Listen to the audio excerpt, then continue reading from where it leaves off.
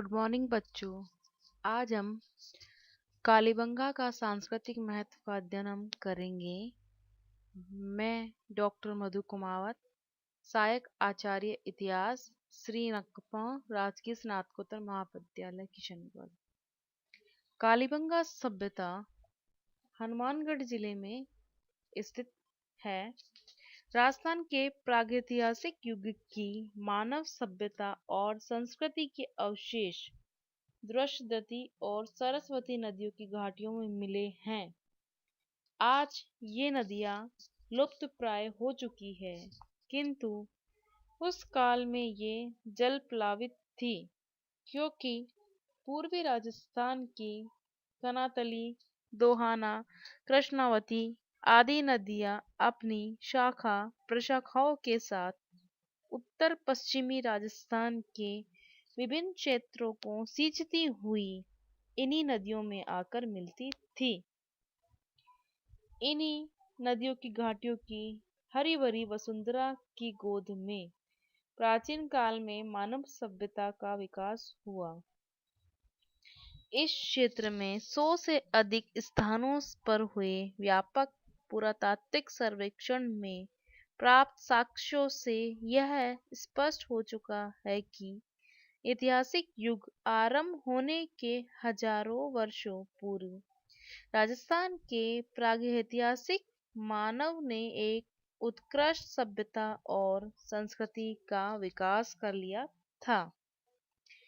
नदियों के आधार पर सभ्यताओं के नामकरण की पुरातात्विक परंपरा के आधार पर विद्वानों ने इस क्षेत्र में विकसित सभ्यता को सरस्वती और दृश्यदती सभ्यता भी कहा है।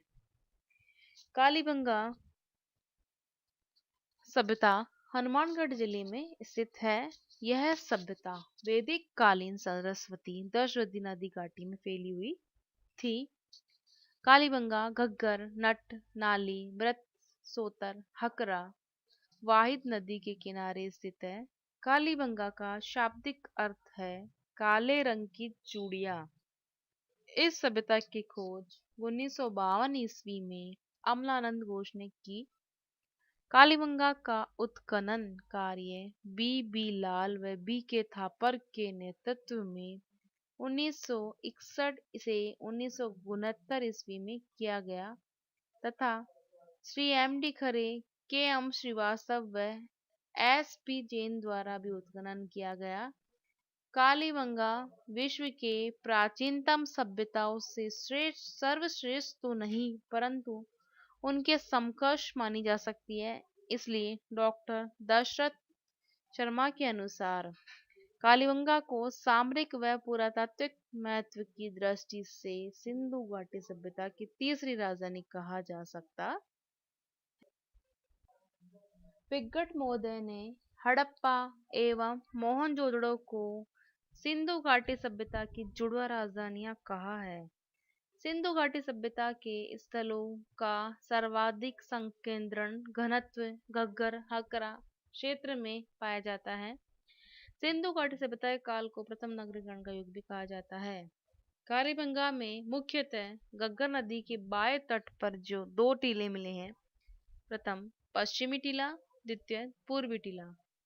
जो हमें पश्चिमी टीला मिला है वह अपेक्षाकृत छोटा लेकिन ऊंचा है।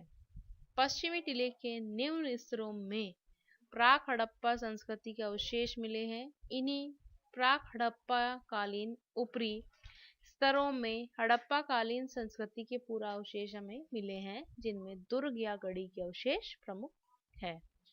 द्वितीय जो है मिला है पूर्वी टीला, वह अपेक्षाकृत कम ऊंचाई तथा विशाल क्षेत्र में फैला हुआ है। इस टीले से प्रस्तर धातु काल या हड़प्पा काल के अवशेष हमें मिले हैं।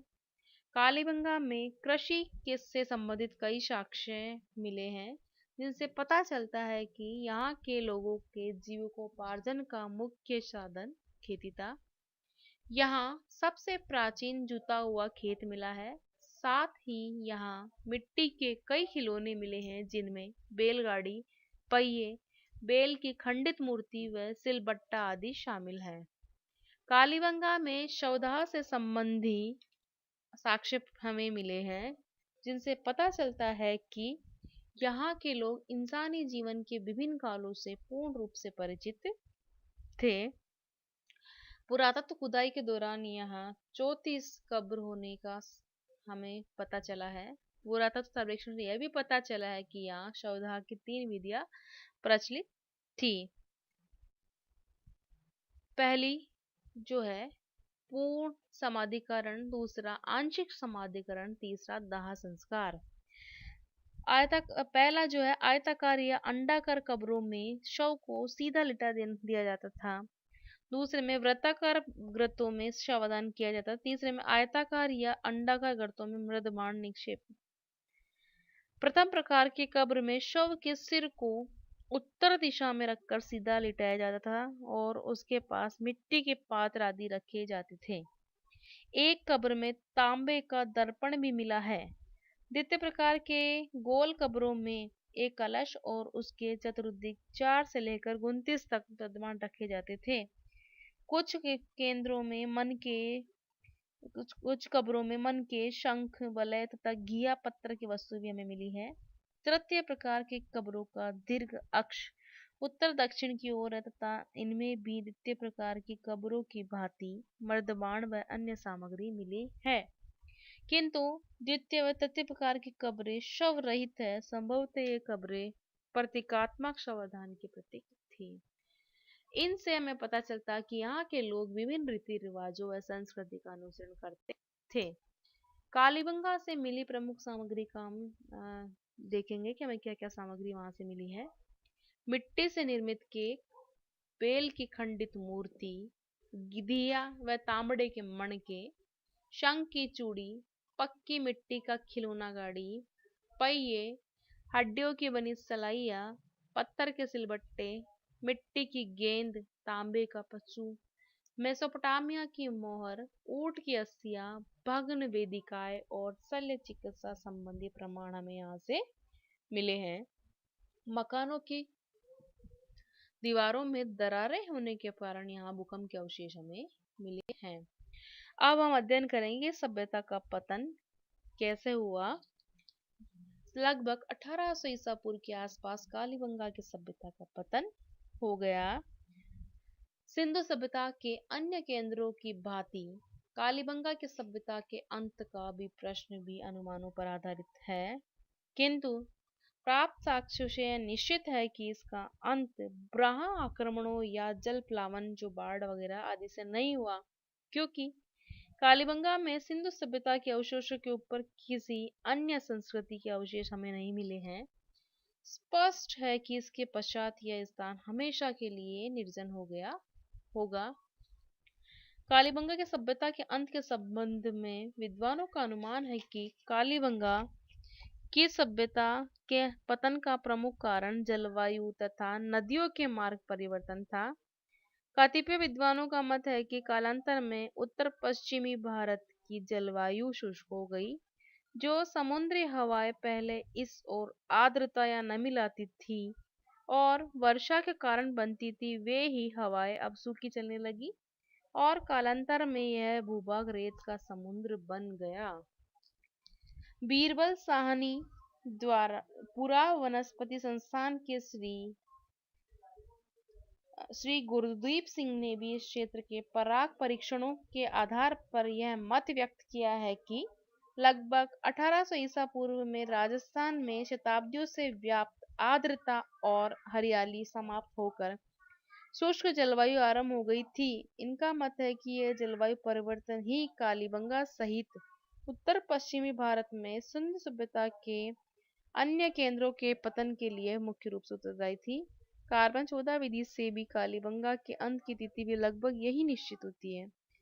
सभ्यताओं की पोशिका नदियों का मार्ग परिवर्तन भी अनेक सभ्यताओं के पतन का मुख्य कारण रहा है। सिंधु सभ्यता के अनेक केंद्र भी इसके अपवाद नहीं है। कालीबंगा के सर्वेक्षण के आधार पर पुरातत्ववेत्ता डेल्स का मत है कि 1750 ईस्वी के आसपास घग्गर और उसकी सहायक नदियों के दिशा परिवर्तन और उनका गंगा और उसकी सहायक नदियों में मिलना कालीबंगा सभ्यता के अंत का मुख्य कारण था। संभवतः नदियों के दिशा परिवर्तन के कारण ही इस क्षेत्र में पीने और सिंचाई के लिए जल का अभाव हो गया होगा। इस संबंध में डॉक्टर गोपीनाथ ने लिखा है कि जो जो यहाँ की नदियों का पानी सूखता गया और अन्य सहायक नदियों के बहाव के मार्ग दूसरी ओर मुड़ते गए और धीरे धीरे वर्षा की कमी आती गई, तो इस स्थान का कृषि कार्य नष्ट होता गया। सूखे के कारण जंगल नष्ट हो गए और हरियाली भी चराई से कम होती गई। मरुस्थल की बढ़ोतरी के कारण पीने के पानी की भी कमी होती गई। संभवतः यहाँ के लोग देश के अन्य भागों में जाकर बस गए। इस प्रकार कालीबंगा का हमारे राजस्थान के इतिहास में ही नहीं बल्कि भारत के इतिहास में महत्वपूर्ण स्थान है। धन्यवाद।